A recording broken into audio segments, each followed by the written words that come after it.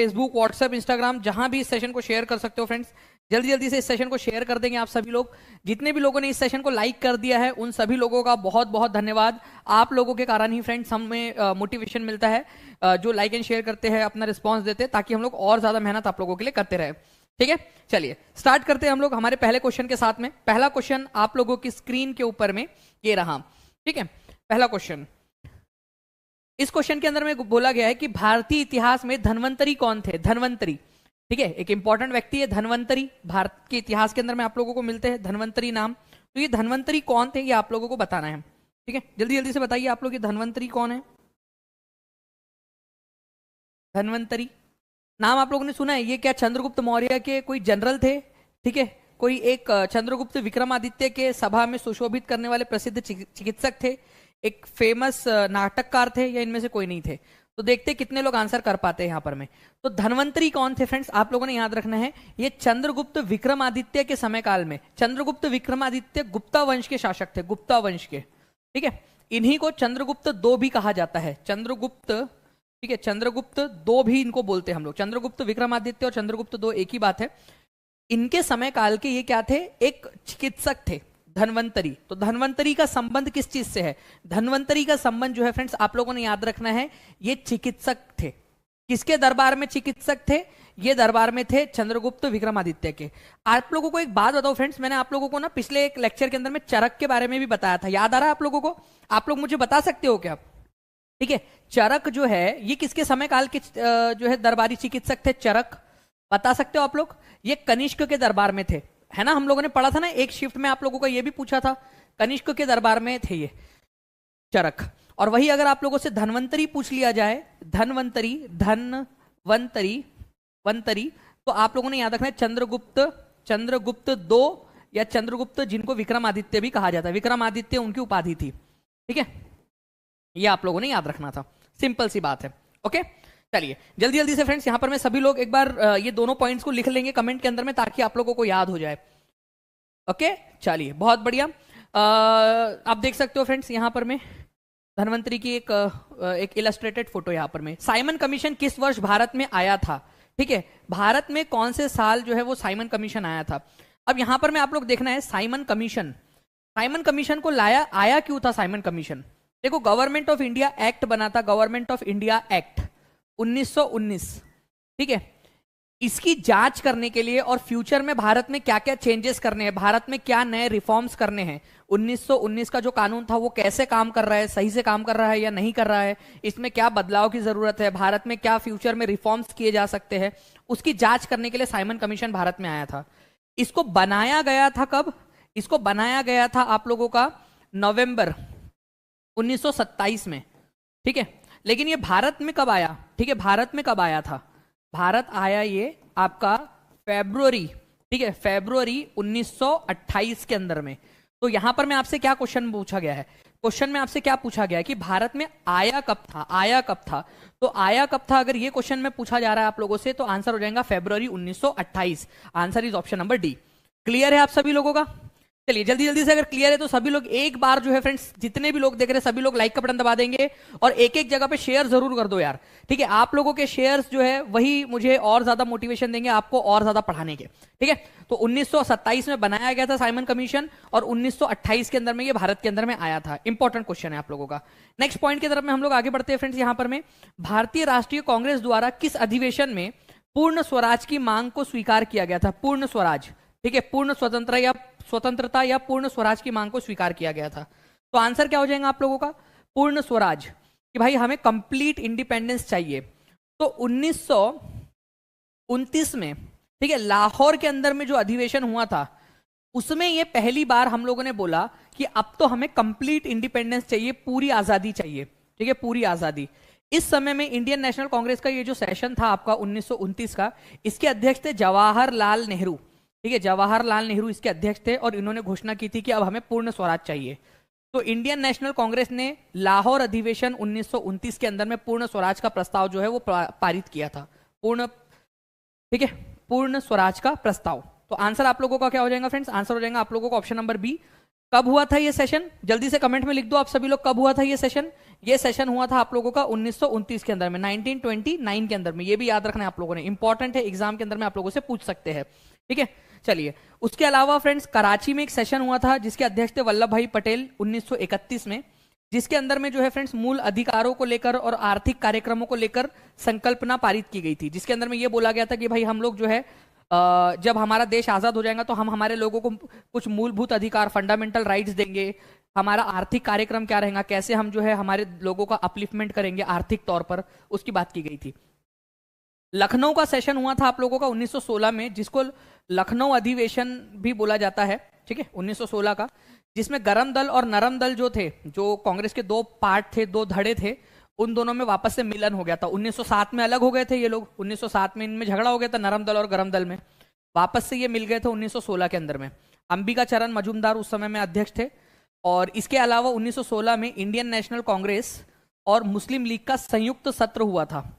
Lucknow pact इस समय में साइन किया गया था कि भाई इंडियन नेशनल कांग्रेस और मुस्लिम लीग मिलकर जो है अंग्रेजों के खिलाफ लड़ेंगी। तो लखनऊ पैक्ट कब साइन हुआ था? 1916 में। मुस्लिम इंडियन नेशनल कांग्रेस और मुस्लिम लीग का संयुक्त सत्र कब आयोजित हुआ था? 1916 में लखनऊ में हुआ था।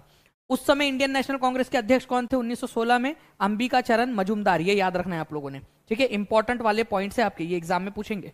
ठीक है, नाउ फ्रेंड नेक्स्ट क्वेश्चन आप लोगों का यहां पर मैं आप लोग देखिए, इंडियन नेशनल आर्मी, ठीक है, गदर पार्टी, मित्र मेला, होम रूल, आप लोगों को बताना है यहां पर में इस पर्टिकुलर क्वेश्चन के अंदर में। ठीक है, आप लोग बताओगे यहां पर में कि भाई आपका, ठीक है, इस पर्टिकुलर क्वेश्चन का आंसर क्या हो जाएगा आपका, ये बताइए आप लोग।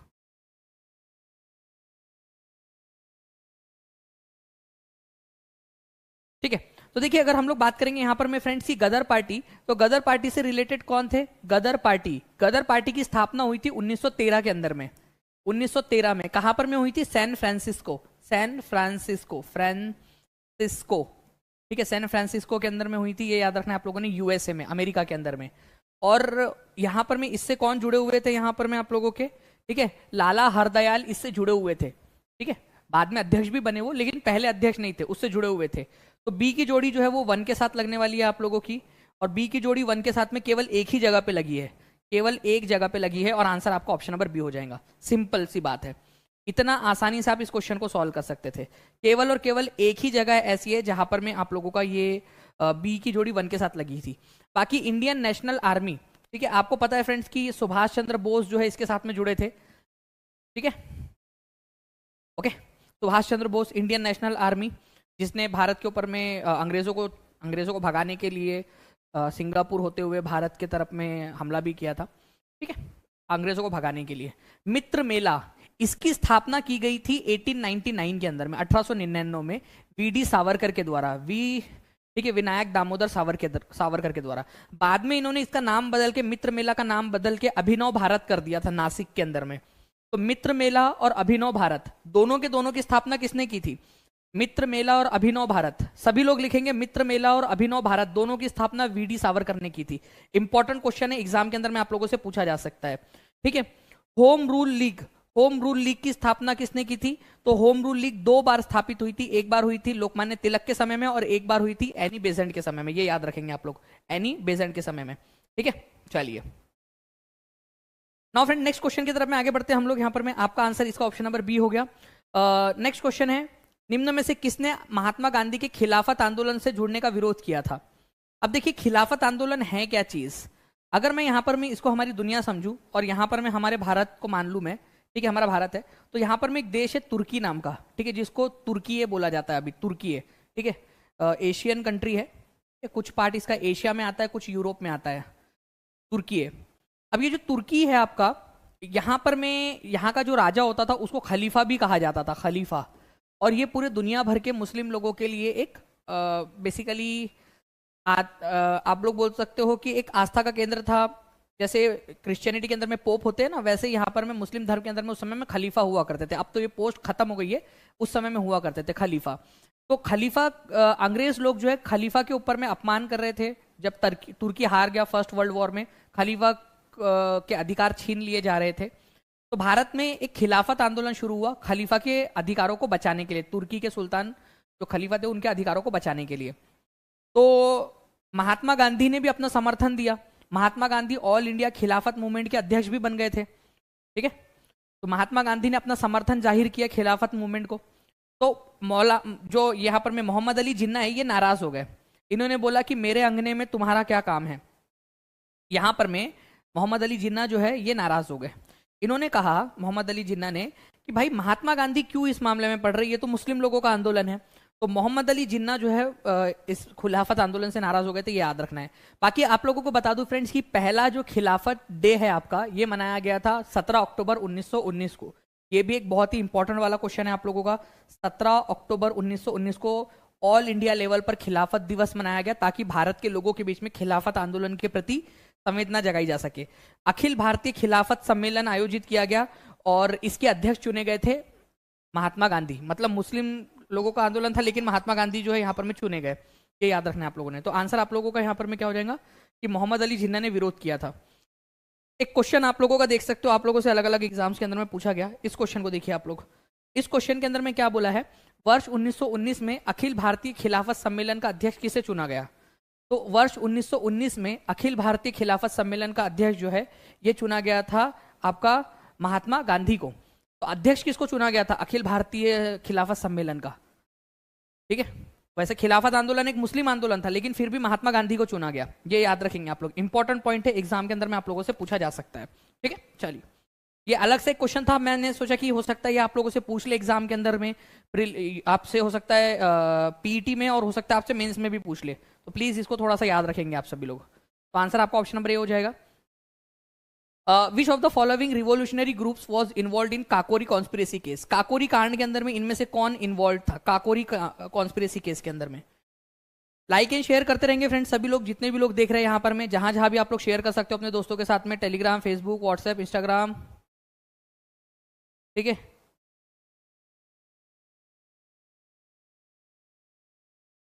एसएसटी वाला तो मैं ही कराऊंगा, राहुल अहलावत, ठीक है। तो देखिए फ्रेंड्स, इनमें से कौन सा क्रांतिकारी संगठन काकोरी षड्यंत्र केस में शामिल था। तो काकोरी षड्यंत्र केस जो है आप लोगों का हुआ कब था, काकोरी षड्यंत्र। तो काकोरी षड्यंत्र या काकोरी कांड जो है आपका ये हुआ था 1925 में। ये आप लोगों से बहुत सारी एग्जाम में पूछा भी जा चुका है। सुपर टेट की एग्जाम हुई थी, उसके अंदर में भी पूछा गया था कि काकोरी षड्यंत्र कब हुआ था। 1925 में एक ट्रेन लूटी गई थी, और ये इससे जुड़े हुए जो लोग थे वो थे हिंदुस्तान रिपब्लिकन एसोसिएशन, HRA के लोग इससे जुड़े हुए थे। इसके बारे में मैं आपको पूरी जानकारी देता हूं, हो सकता है कुछ भी आपसे एग्जाम के अंदर में पूछ लिया जाए, ठीक है। देखिए, काकोरी कॉन्स्पिरेसी हुई थी 1925 में। हुआ यूं था फ्रेंड्स कि 9 अगस्त 1925 को, ये तारीख याद रखनी है आप लोगों ने, 9 अगस्त 1925 को क्या होता है, एक ट्रेन थी जो जिसका नाम था 8 डाउन ट्रेन, ठीक है। 8 डाउन ट्रेन ये उसका नाम था। ये ट्रेन जा रही थी उत्तर प्रदेश के अंदर में। तो वहां पर क्या होता है कि काकोरी नाम की जगह के ऊपर में इस ट्रेन को रोक लिया जाता है, और जो सरकारी खजाना इसके अंदर में रखा हुआ था, जो पैसे थे करीब 8,000 रुपए इसमें से लूट लिए जाते हैं, 8,000 रुपए। अब इनका मकसद केवल लूटपाट करना था, ताकि अपनी जो क्रांतिकारी गतिविधि है उसको आगे बढ़ा सके।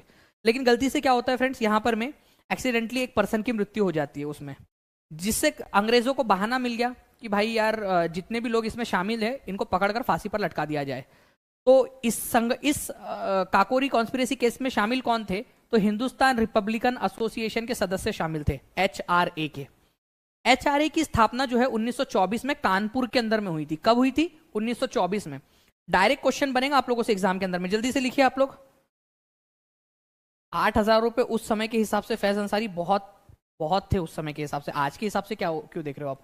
HRA की स्थापना कब हुई थी और कहाँ हुई थी, दोनों आप लोग बताएंगे मुझे, कब और कहाँ हुई थी HRA की स्थापना, ठीक है। तो सचिंद्र नाथ सान्याल ये इसके संस्थापक थे, एक राम प्रसाद बिस्मिल, चंद्रशेखर आजाद, ऐसे कुछ लोग थे जिन्होंने इसकी स्थापना की थी। अब होता यूं है कि इन्होंने ट्रेन को तो लूट लिया। अब अंग्रेजों ने क्या किया, यहाँ पर में एक पर्सन की डेथ हो गई थी, तो इसको इन्होंने मतलब इस चीज को हाइप करके 29 रिवोल्यूशनरी जो थे उनको अरेस्ट किया, 29 लोगों को, ठीक है। ये याद रखना है आप लोगों ने, जिसमें से एक राम प्रसाद बिस्मिल भी थे। तो राम प्रसाद बिस्मिल के खिलाफ सरकारी मतलब राम प्रसाद बिस्मिल के खिलाफ केस किसने लड़ा था, जगत नारायण मुल्ला ने लड़ा था। ये याद रखना है आप लोगों ने, जगत नारायण मुल्ला, जगत नारायण मुल्ला जो थे उन्होंने ये केस लड़ा था, ये याद रखना है आप लोगों ने। इसके अलावा जो है अशफाक उल्ला खान, ये पहले व्यक्ति बन गए इस केस के अंदर में फांसी पाने वाले। तो राम प्रसाद बिस्मिल को फांसी दी गई थी आपकी 19 दिसंबर 1927 को। ठीक है, अशफाक उल्ला खान पहले मुस्लिम बन गए जिनको फांसी हुई। ठीक है, इनको फांसी दी गई थी आप लोगों की 19 दिसंबर 1927 को। उसके बाद में रोशन सिंह, इनको फांसी दी गई थी नैनी जेल इलाहाबाद के अंदर में 19 दिसंबर 1927 को। लेकिन फ्रेंड्स राजेंद्र लाहिरी जो है इनको फांसी दी गई थी 17 दिसंबर 1927 को, 2 दिन पहले इनको फांसी दे दी गई थी। तो 4 लोगों को फांसी दी गई, जिसमें से राजेंद्र नाथ लाहिरी जो थे इनको फांसी दे दी गई पहले ही, 2 दिन पहले ही गोंडा जेल के अंदर में। तो सब लोगों को फांसी अलग अलग जेल में दी गई थी, अलग अलग जगह पे। तो एक्चुअली क्या था कि गोंडा जेल के अंदर में ना विद्रोह होने का खतरा था कि सारे लोग विद्रोह कर देंगे, तो इस डर से 2 दिन पहले ही फांसी दे दी गई 17 दिसंबर को राजेंद्र नाथ लाहिरी को। तो ये भी एक क्वेश्चन है जो आप लोगों से बन सकता है। ठीक है, चलिए। सचिंद्र बख्शी और सचिंद्र नाथ सान्याल को काला पानी की सजा दे दी गई, उम्र कैद की सजा, और उनको पोर्ट ब्लेयर अंडमान निकोबार भेज दिया गया। चंद्रशेखर आजाद जो है वो भागने में कामयाब हो गए थे। वैसे 1931 के अंदर में 27 फरवरी को अल्फ्रेड पार्क इलाहाबाद या प्रयागराज के अंदर में एक मुठभेड़ के अंदर में उन्होंने अपने आप को मार लिया था, क्योंकि वो आज़ाद रहना चाहते थे, वो पुलिस के हत्थे चढ़ना नहीं चाहते थे। तो चंद्रशेखर आजाद के बारे में क्या सही है? चंद्रशेखर आजाद काकोरी कांड के बाद में भागने में कामयाब हो गए थे, पुलिस के हत्थे नहीं चढ़े। अल्फ्रेड पार्क नाम की एक जगह थी इलाहाबाद के अंदर में, वहां पर में 27 फरवरी को 1931 में पुलिस मुठभेड़ के अंदर में क्या हुआ, जब पुलिस से घिर गए, उनको लगा कि अब वो नहीं कर सकते, तो उन्होंने खुद को मार लिया था। लेकिन अंग्रेजों ने क्या लिखा है अपने इतिहास में, उन्होंने लिखा है कि एनकाउंटर में मारे गए थे। तो दोनों ही पॉइंट्स आपसे बन सकते हैं एग्जाम के अंदर में। नेक्स्ट क्वेश्चन की तरफ में आगे बढ़ते हैं फ्रेंड्स। नागार्जुन सागर डैम आप लोगों का कहाँ, कौन से नदी के ऊपर में बना हुआ है? नागार्जुन सागर डैम। तो नागार्जुन सागर बांध या नागार्जुन सागर डैम जो है आप लोगों का किस नदी के ऊपर में बना हुआ है, ये आप लोगों से पूछा जा रहा है। ठीक है, ठीक है। तो नागार्जुन सागर बांध या नागार्जुन सागर डैम जो है ये आप लोगों का बना हुआ है, ठीक है, कृष्णा नदी के ऊपर में। कृष्णा नदी, ये आप लोगों को कृष्णा नदी के ऊपर में बेसिकली आंध्र प्रदेश, ठीक है, आंध्र प्रदेश और तेलंगाना की बॉर्डर पर मिलेगा। तेलंगाना की बॉर्डर के ऊपर में है ये नागार्जुन सागर डैम, आंध्र प्रदेश और तेलंगाना। बेसिकली पहले से आंध्र प्रदेश में था, इसी वजह से कई बार जो है एग्जाम के अंदर में आंध्र प्रदेश भी दे दिया जाता है। तो नागार्जुन सागर बांध जो है ये कृष्णा नदी पर है, आंध्र प्रदेश और तेलंगाना की बॉर्डर के ऊपर में। काफी सारे बांध है फ्रेंड जो आप लोगों ने याद रखना है, जैसे नागार्जुन सागर बांध कृष्णा नदी पर है, ठीक है, आपका देख सकते हो नागार्जुन सागर पावर प्रोजेक्ट कृष्णा नदी के ऊपर में। कावेरी नदी के ऊपर में शिव समुद्रम हाइड्रो इलेक्ट्रिक पावर प्लांट, ये आप लोगों से जो है यूपी टीजीटी की एग्जाम के अंदर में आया था। शिव समुद्रम हाइड्रो इलेक्ट्रिक पावर प्लांट कहाँ है? कावेरी नदी के ऊपर में है, कर्नाटक के अंदर में। गांधी सागर बांध और Gandhi Sagar hydro electric project Chambal नदी के ऊपर में है, मध्य प्रदेश के अंदर में। तो ये कुछ इंपॉर्टेंट वाले हैं जो आप लोगों को याद रखने। अच्छा, मैंने Salal hydroelectric power project आपको पढ़ाया था, सलल, ठीक है, hydroelectric power project, hydroelectric power project Salal, बताओ कौन से नदी के ऊपर में है? Salal hydroelectric power project. देखते कितने लोग कमेंट में आंसर कर पाते हैं। ये भी आप लोगों की शिफ्ट में पूछा गया था पिछले पीईटी के अंदर में, तो ये इसको याद रखेंगे आप सभी लोग। Salal hydroelectric power project कौन से नदी के ऊपर में बनाया गया, ये आप लोग बताएंगे जल्दी जल्दी से कमेंट करके। Salal hydroelectric power project, ठीक है। चलिए नाउ फ्रेंड्स, माउंट एवरेस्ट पर प्रथम बार चढ़ाई किस वर्ष की गई? माउंट एवरेस्ट के ऊपर में, तो माउंट एवरेस्ट के ऊपर में प्रथम बार चढ़ाई किस वर्ष की गई थी, ये आप लोग बताएंगे। माउंट एवरेस्ट के ऊपर में जल्दी जल्दी से आंसर करिए इस क्वेश्चन का। माउंट एवरेस्ट के ऊपर में पहली बार चढ़ाई कब की गई?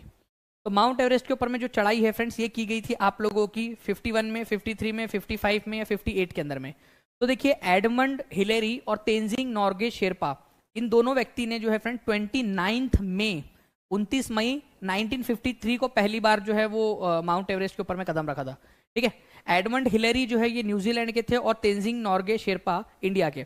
वैसे आप लोग गूगल करोगे तो कई जगह पे आप लोगों को जो है ना ये नेपाल के भी मिलेंगे, लेकिन एनसीईआरटी के अंदर में ये इंडिया दिया हुआ है, तो हमें इंडिया ही मानना है। चैलेंज करना, अगर क्वेश्चन को चैलेंज करना है तो यहाँ से चैलेंज किया जा सकता है आपका, ठीक है। तो ये थोड़ा सा आप लोग याद रखोगे इस पर्टिकुलर पॉइंट को।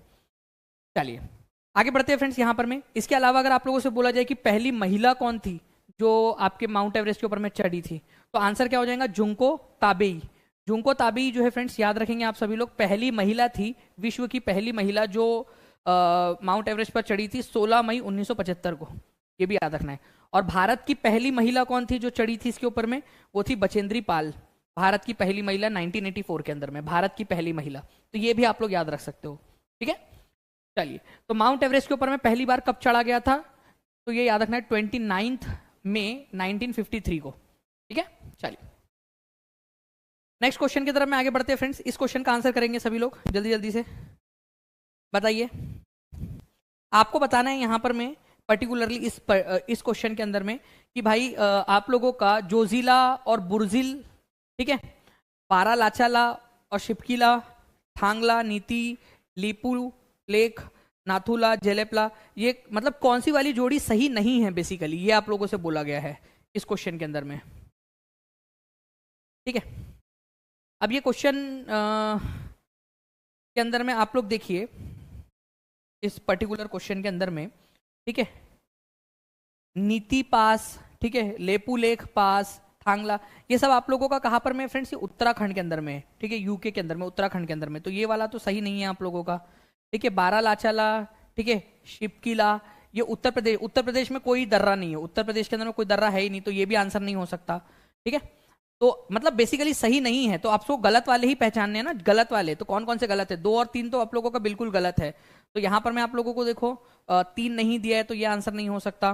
ठीक है, यहाँ पर मैं 2 नहीं दिया है तो आंसर नहीं हो सकता, यहाँ पर मैं 2 और 3 ये दिया हुआ है आप लोगों का। ठीक है, तो अब 2 3 ये होगा या तो ये होगा। अब पहला वाले की बात आती है यहाँ पर में, जोजिला और बुर्जिल, ठीक है, ये आप लोग बताएंगे पर्टिकुलरली कि इसमें से कौन सा वाला से इन दोनों में से कौन सा वाला आप लोगों का हो सकता है।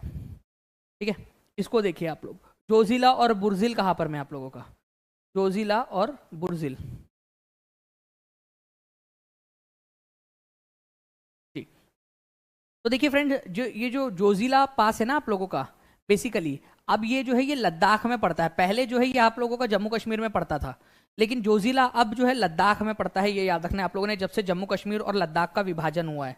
ठीक है, तो जम्मू कश्मीर इतना रह गया है, लद्दाख इतना बड़ा हो गया है, लद्दाख लद्दाख और जम्मू और कश्मीर छोटा सा रह गया है अभी।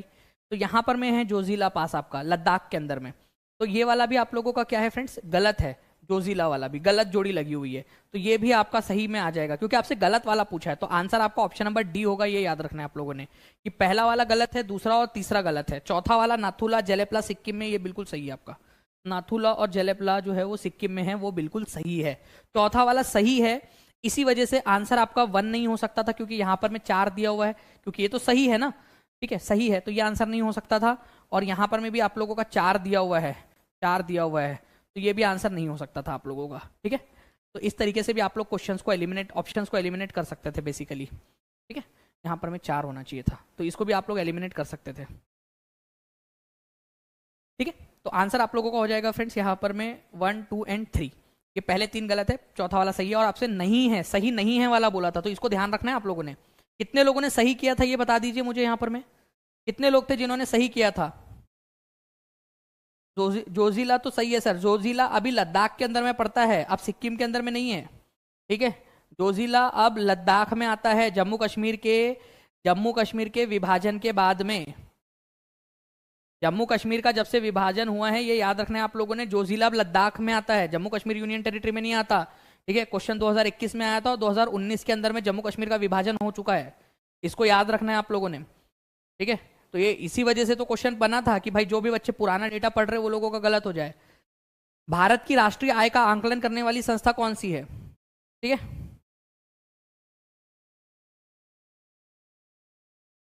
अब तक यही पढ़ा था जोजिला जम्मू कश्मीर में, मानसी वैश्य जी वही तो अपडेट करना है। 2019 के अंदर में ऑलरेडी जो है जम्मू कश्मीर का विभाजन हो चुका है, लद्दाख के अंदर में जा चुका है जोजिला भी।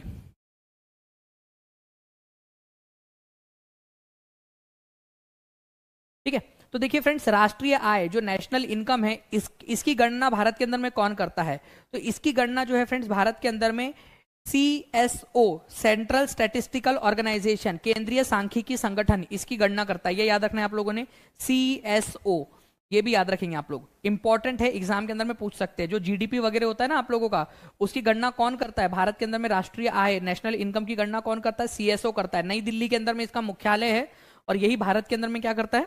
ठीक है, भारत के अंदर में जो आय होती है, भारत की राष्ट्रीय आय कितनी है कितनी नहीं है, ये इसकी गणना करता है। तो न्यू दिल्ली में इसका हेडक्वार्टर है। ठीक है, और इसकी जो स्थापना है बेसिकली 1951 के अंदर में हुई थी, ये भी आप लोग याद रख सकते हो, CSO की। ठीक है, चलिए, तो CSO ठीक है, सेंट्रल स्टैटिस्टिकल ऑर्गेनाइजेशन भारत की राष्ट्रीय आय की गणना करने के लिए है, ये याद रखना है आप लोगों ने। नेक्स्ट क्वेश्चन की तरफ में आगे बढ़ते हैं। भारत में श्वेत क्रांति के जनक के रूप में किसको जाना जाता है? श्वेत क्रांति, व्हाइट रिवॉल्यूशन। जिसने इसका आंसर कर डाला उसकी लाइफ झिंगा लाला। बताओ इस क्वेश्चन का आंसर क्या होगा? और एक बार सभी लोग फ्रेंड, जितने भी लोग देख रहे हैं, जल्दी जल्दी से लाइक एंड शेयर करते रहेंगे सेशन को, जहां जहां भी शेयर कर सकते हो अपने दोस्तों के साथ, टेलीग्राम, फेसबुक, व्हाट्सएप, इंस्टाग्राम, जहां जहां भी शेयर कर सकते हो जल्दी जल्दी से शेयर कर देंगे, ताकि आप लोगों को ऐसे ही बहुत सारे इंपॉर्टेंट वाले पॉइंट जो है मैं आपको कवर करवाता रहूं। क्योंकि यही छोटे छोटे से पॉइंट्स है, मान लो ये छोटे छोटे से पॉइंट्स अगर आप लोगों ने गलत कर दिए एग्जाम के अंदर में, ठीक है, अगर आपने गलत कर दिए तो आप सोचिए कि आपका क्वालिफाई होने से रह जाएगा। तो क्वालिफाई करना है या नहीं करना है आप लोगों ने? तो आंसर क्या होगा यहाँ पर में? श्वेत क्रांति के जनक जो है ये डॉक्टर वर्गीस कुरियन है, डॉक्टर वर्गीस कुरियन। अब इनके बारे में भी मैं आप लोगों को सारी चीजें बता देता हूँ अच्छे से, ताकि जो भी क्वेश्चन आए आप लोग इसको कर सके। डॉक्टर वर्गीस कुरियन जो है फ्रेंड्स, इनको मिल्क मैन ऑफ इंडिया, ठीक है, मिल्क मैन ऑफ इंडिया कहा जाता है। मिल्क मैन ऑफ इंडिया, भारत का दुग्ध पुरुष, ठीक है। तो milkman of India Verghese Kurien को कहा जाता है। इनका हैप्पी वाला बर्थडे कब आता है? जन्मदिन कब आता है इनका? इनका जन्मदिन आता है 26 नवंबर को। इसी दिन हम लोग जो है नेशनल मिल्क डे मनाते हैं। कौन सा डे मनाते हैं? National milk day. राष्ट्रीय दुग्ध दिवस कब मनाया जाता है? National milk day. National milk day, राष्ट्रीय दुग्ध दिवस कब मनाया जाता है? 26 नवंबर को मनाया जाता है। और इसी दिन आप लोगों को पता है फ्रेंड्स कि हमारे भारत के अंदर में जो है आप लोग संविधान दिवस भी मनाते हो, क्योंकि संविधान को अपनाया गया था 26 नवंबर 1949 को। और उसी दिन जो है वो वर्गीस कुरियन का बर्थडे भी होता है, इसी वजह से इसको नेशनल मिल्क डे के रूप में भी मनाते हो आप लोग। बाकी एमएस स्वामीनाथन जो है, इनको जो है ग्रीन रिवॉल्यूशन का जनक माना जाता है। ग्रीन रिवॉल्यूशन, ग्रीन, ठीक है, revolution in India, in India, Bharat के अंदर में हरित क्रांति के जनक, ठीक है, हरित क्रांति, जो हरित क्रांति हुई थी आप लोगों की, उसके जनक के रूप में इनको जानते हैं हम लोग। और पूरे दुनिया में, वर्ल्ड वाइड, वर्ल्ड में, ठीक है, वर्ल्ड में ग्रीन रिवॉल्यूशन, वर्ल्ड में ग्रीन रिवॉल्यूशन के जनक किसको माना जाता है? ग्रीन रिवॉल्यूशन का वो जाना जाता है नॉर्मन एडबर्ग को। देखो, ग्रीन रिवॉल्यूशन इन इंडिया, ठीक है, father of green revolution in India, Bharat में ग्रीन रिवॉल्यूशन के जनक एमएस स्वामीनाथन। और पूरे दुनिया में ग्रीन रिवॉल्यूशन जो टर्म है पहली बार किसने यूज किया था? इनको जो है वो पीस प्राइज भी मिला था नोबेल का, इसी वजह से, नॉर्मन एडबर्ग को। ये याद रखना है, नॉर्मन एडबर्ग। तो father of green revolution in the world, पूरे दुनिया में ग्रीन रिवॉल्यूशन के पितामह नॉर्मन एडबर्ग। ये बहुत ही इंपॉर्टेंट पॉइंट है, आपका एग्जाम में पूछा जा सकता है, ठीक है। बाकी बलवंत राय मेहता जो है आप लोगों के पंचायती राज के जनक माने जाते हैं भारत में, पंचायती राज के जनक, ठीक है। चलिए देख सकते हो आप लोग फ्रेंड्स, यहां पर में ये है Verghese Kurien, Verghese Kurien milkman of India, ठीक है। अमूल का नाम आप लोगों ने सुना होगा ना, इन्होंने ही स्टार्ट किया था यहाँ पर में, आनंद मिल्क यूनियन लिमिटेड, अमूल, इन्होंने ही स्टार्ट किया था गुजरात के अंदर में, वर्गीस कुरियन ने। नाउ फ्रेंड्स, अगर हम लोग बात करें कि भारतीय संविधान का कौन सा अनुच्छेद राज्य सरकारों को ग्राम पंचायतों के आयोजन के लिए निर्देशित करता है? ग्राम पंचायत। पिछले लेक्चर में मैंने आपको बताया था कि ग्राम पंचायत बनाना हमारे भारत के अंदर में DPSP, directive principle of state policy, राज्य के नीति निर्देशक सिद्धांत, ठीक है, उसके अंदर में शामिल है आर्टिकल नंबर 40 में, आर्टिकल नंबर 40 के अंदर में, आर्टिकल नंबर 40 के अंदर में। तो आंसर आप लोगों का हो जाएगा ऑप्शन नंबर बी, जिसके अंदर में ये बोला गया है कि जब जब पॉसिबल हो हमारे भारत के अंदर में जो राज्य सरकारें हैं वो क्या करेंगी, वो कोशिश करेंगी कि भाई भारत के अंदर में आप लोग क्या करें, ग्राम पंचायतों को लागू करें, ग्राम पंचायत का चुनाव करवाए और पंचायत बनाए राज्यों के अंदर में, ठीक है। इसके अलावा एक बहुत ही इंपॉर्टेंट वाला मुद्दा बताता हूं आप लोगों को, ठीक है, uniform civil code, uniform civil code, ठीक है, समान नागरिक संहिता, लिख देता हूं आप लोगों के लिए मैं यहां पर में, समान नागरिक संहिता, समान नागरिक, ठीक है, नागरिक संहिता, मतलब सभी लोगों के लिए, जितने भी लोग रहते हैं हमारे देश में, चाहे किसी भी धर्म के हो, उन लोगों के ऊपर में समान रूप से जो है नागरिक संहिता लगनी चाहिए। सिविल कोड, सिविल मामले जो है जैसे शादी ब्याह के, तलाक के, प्रॉपर्टी के, सभी मामले समान रूप से लागू होने चाहिए। यह आर्टिकल नंबर 44 की बात कर, 44 बोलता है कि जब भी पॉसिबल हो हमारे देश में सभी लोगों के लिए समान कानून लागू होना चाहिए। तो देखो 4 और 4 बराबर है ना, एक ही है, तो यूनिफॉर्म है, समान है, तो समान कानून संहिता या समान नागरिक संहिता आप लोग 44 से याद रख सकते हो, इंपॉर्टेंट है, एग्जाम के अंदर में पूछा जा सकता है, तो प्लीज इसको थोड़ा सा ध्यान रखिए आप लोग, ठीक है। बाकी आर्टिकल नंबर 46 भी बता देता हूं आप लोगों को, जो SC ST है, पिछड़े वर्ग के जो लोग हैं, उनके आर्थिक और शैक्षणिक मुद्दों का ध्यान रखा जाए, जब जब भी पॉसिबल हो SC ST जो भी पिछड़े लोग हैं उन लोगों की जरूरतों का ध्यान सरकार रखने की कोशिश करेंगी। ये आर्टिकल नंबर 46 में बोला गया है। ठीक है, चलिए नेक्स्ट क्वेश्चन की तरफ में आगे बढ़ते हैं। राज्यसभा के चुने हुए सदस्यों का कार्यकाल कितने वर्ष का होता है? राज्यसभा के जो सदस्य होते हैं उनका कार्यकाल कितने साल का होता है, ये बताइए आप लोग। जल्दी जल्दी से लाइक एंड शेयर करते रहेंगे फ्रेंड्स, और जितने भी लोगों ने अभी तक यूपी परीक्षा चैनल को सब्सक्राइब नहीं किया वो लोग चैनल को सब्सक्राइब करके बेल आइकन जरूर दबा लेंगे। जल्दी जल्दी से बताइए इस पर्टिकुलर क्वेश्चन का आंसर क्या होगा आपका। राज्यसभा के चुने हुए सदस्यों का कार्यकाल कितने वर्ष का होता है? तो राज्यसभा जो है फ्रेंड्स आप लोगों का ये एक अपर हाउस है हमारे संसद में। हमारे संसद के 3 भाग है संसद के, ठीक है। एक है आपका राज्यसभा, एक है लोकसभा, ठीक है, और एक है राष्ट्रपति। जी हाँ, राष्ट्रपति जो है हमारे भारत के राष्ट्रपति, ये भी संसद का पार्ट है। तो प्लीज इसको याद रखना आप लोग, राष्ट्रपति संसद का ही भाग है। लोकसभा राज्यसभा के साथ राष्ट्रपति भी है, क्योंकि लोकसभा राज्यसभा से जब बिल पास होता है तो राष्ट्रपति के हस्ताक्षर लगते हैं। जब तक राष्ट्रपति हस्ताक्षर नहीं करेंगे वो बिल कानून नहीं बनेगा आपका। तो लोकसभा के जो सदस्य होते हैं उनका कार्यकाल 5 साल का होता है, ठीक है। लेकिन फ्रेंड्स जो राज्यसभा के सदस्य होते हैं उनका कार्यकाल 6 साल का होता है, ये याद रखना आप लोगों ने। तो आंसर आप लोगों को ऑप्शन नंबर सी हो जाएगा, 6 साल, ये याद रखेंगे आप लोग, ठीक है। चलिए, तो इंपॉर्टेंट पॉइंट है, एग्जाम के अंदर में पूछा जा सकता है आप लोगों से। निम्न में से किस देश को थंडर ड्रैगन की भूमि के नाम से जाना जाता है? एग्जाम में पूछा गया क्वेश्चन आप लोगों का, ठीक है। थंडर ड्रैगन की भूमि, जल्दी जल्दी से बताइए आप लोग यहां पर में इसका आंसर क्या होगा। और एक बार लाइक एंड शेयर करते रहिए फ्रेंड्स सभी लोग जल्दी जल्दी से, और कमेंट में आंसर्स भी करते रहना है सभी लोगों ने, ठीक है। थंडर ड्रैगन की भूमि किसको कहा जाता है, कौन से देश को कहा जाता है, ये बताना है आप लोगों ने। मैं आप लोगों को सारे ही नाम बता देता हूं जल्दी जल्दी से। अगर मैं बात करूं आप लोगों से फ्रेंड्स जापान की, तो जापान को जो है ना निप्पॉन कहा जाता है, निप्पॉन, ठीक है, ये याद रखना है आप लोगों ने, निप्पॉन। तो जापान का नाम क्या है, निप्पॉन भी है, निप्पॉन, ठीक है। इसके अलावा जो है फ्रेंड्स अगर मैं आप लोगों से बात करूं यहाँ पर मैं हमारा जो बेसिकली नेपाल है, ठीक है, नेपाल हमारा, तो इसको तो नेपाल ही कहा जाता है पहले से ही। बाकी जो श्रीलंका है आप लोगों का, इसको सिलोन के नाम से जाना जाता था, सिलोन के नाम से, सिलोन, ठीक है। हिंदी में भी लिख देता हूं आप लोगों के लिए, सिलोन कहा जाता था इसको 1948 तक, सिलोन। बाद में उसका नाम श्रीलंका पड़ा, पहले इसको सिलोन बोलते थे। तो सिलोन कौन से देश का नाम था पुराना वाला, ये आप लोग याद रखेंगे, सिलोन नाम था श्रीलंका का, ओके। और थंडर ड्रैगन किसको कहा जाता है, भूटान को कहा जाता है। तो आंसर इसका ऑप्शन नंबर बी हो जाएगा आपका, भूटान को कहा जाता है, ठीक है। चलिए, तो ये थोड़ा सा याद रखेंगे आप लोग, नेपाल को निप्पॉन नहीं कहते हैं, ठीक है, जापान को कहते हैं निप्पॉन, ये याद रखना है आप लोगों ने, जापान को कहा जाता है निप्पॉन, ओके। और श्रीलंका को सिलोन कहा जाता था, ठीक है। चलिए, बहुत बढ़िया, तो आंसर इसका ऑप्शन नंबर बी हो जाएगा फ्रेंड्स, थोड़ा सा आप लोगों ने इसको याद रखना है। विश्व में संयुक्त राष्ट्र दिवस कब मनाया जाता है, संयुक्त राष्ट्र दिवस कब मनाया जाता है, ये भी एक इंपॉर्टेंट पॉइंट है आप लोगों का, ठीक है। United Nations day. अब देखो यूनाइटेड नेशन की जो स्थापना है, इसकी स्थापना कब हुई थी, संयुक्त राष्ट्र की स्थापना ये हुई थी फ्रेंड्स आपकी संयुक्त राष्ट्र की स्थापना हुई थी 24 अक्टूबर 1945 को, 1945 में। इसी वजह से 24 अक्टूबर को हम क्या करते हैं, 24 अक्टूबर को हम लोग हर साल संयुक्त राष्ट्र दिवस के रूप में मनाते हैं। संयुक्त राष्ट्र दिवस, संयुक्त राष्ट्र जो है फ्रेंड्स, ये याद रखना यूनाइटेड नेशन के, ठीक है, जब इसकी स्थापना हुई थी 24 अक्टूबर 1945 को, तब इसके 51 देश सदस्य थे, 51। बट अभी प्रेजेंट में कितने देश है इसके सदस्य, प्रेजेंट के अंदर में 193, ये भी आप लोग याद रख सकते हो, 193 प्रेजेंट में इसके देश सदस्य है। तो ये भी एक अपने आप में आप लोगों का जो है इंपॉर्टेंट क्वेश्चन है, एग्जाम के अंदर में पूछा जा सकता है, ओके। तो पर्टिकुलरली इस पॉइंट को याद रखोगे आप लोग, अक्टूबर 24 को मनाया जाता है आप लोगों का यूनाइटेड नेशंस डे, याद रहेगा आप सभी लोगों को। चलिए, अच्छा, ये जो यूनाइटेड नेशंस है इसका हेडक्वार्टर कहाँ पर में है, यूनाइटेड नेशंस का हेडक्वार्टर कहाँ है, ये भी क्वेश्चन बन सकता है आपका। हेडक्वार्टर्स, इसका मुख्यालय कहाँ पर में है, जल्दी से कमेंट करके बताओ मुझे, इसका मुख्यालय कहाँ पर में है, यूनाइटेड नेशंस का मुख्यालय आप लोगों को कहाँ पर में मिलेगा।